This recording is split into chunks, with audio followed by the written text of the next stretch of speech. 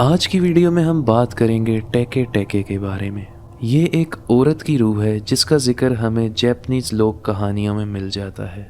ऐसा कहा जाता है कि इसके साथ बहुत ही जुल्म हुआ था और इसकी रूह इस दुनिया में फंस कर रह गई। आखिर इसकी क्या कहानी है, क्या हिस्ट्री है, हम जानेंगे इस वीडियो में।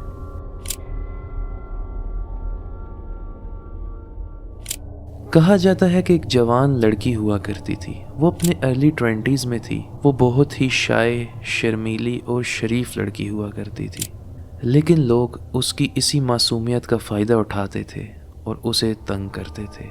वो जहाँ काम करने जाती थी वहाँ पर कोलीग्स उसे तंग किया करते थे, उसे बुली किया करते थे, जिसकी वजह से वो बहुत ही परेशान थी। एक दिन शाम के वक्त वो ऑफिस से अपने घर वापस जा रही थी।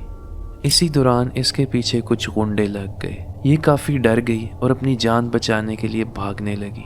भागते भागते ये एक रेलवे स्टेशन पर पहुंची। ये जैसे ही रेलवे स्टेशन पर पहुंची तो वहां पर ट्रेन के आने का वक्त था।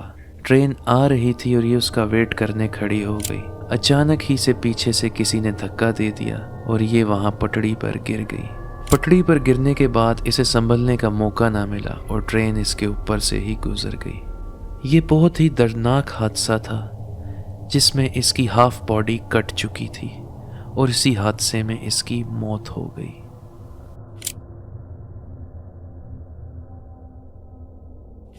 जापान में कुछ लोगों का ऐसा मानना है कि अगर किसी की मौत हो जाए और उसकी मौत का कारण कोई और बंदा हो तो उस शख्स की रूह इस दुनिया में ओनरियो बन जाती है। ओनरियो एक ऐसी रूह होती है जो कि इस दुनिया में ही रह जाती है अपना बदला लेने के लिए।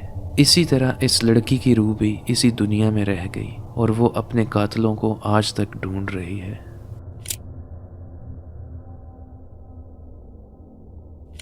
ऐसा कहा जाता है कि अगर रात के वक्त आप किसी वीरान रेलवे स्टेशन पर से गुजरो तो आपको टेके टेके नजर आएगी। ये अपने दोनों हाथों पर खड़ी होती है और उन्हीं दोनों हाथों पर चलती है। इसके जिस्म का नीचे का हिस्सा नहीं होता। हाथों पर चलने के बावजूद भी ये बहुत ही तेज़ चलती है और अगर आप इससे भागें तो ये आपको फ़ौरन पकड़ लेती है। जब ये अपने हाथों पर अपने जिस्म को घसीट कर चल रही होती है तो कुछ इस तरह की आवाज़ें आती हैं।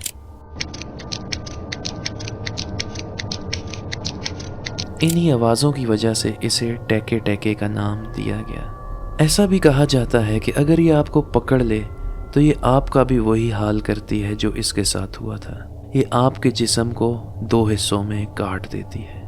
जापान में बहुत से लोगों ने इसे देखने का दावा तो किया है, लेकिन ये अर्बन लेजेंड्स होते हैं, यानी ये लोक दास्तानें होती हैं। इनमें कितनी सच्चाई या कितना झूठ होता है ये तो एक बंदा खुद ही एक्सपीरियंस करके बता सकता है।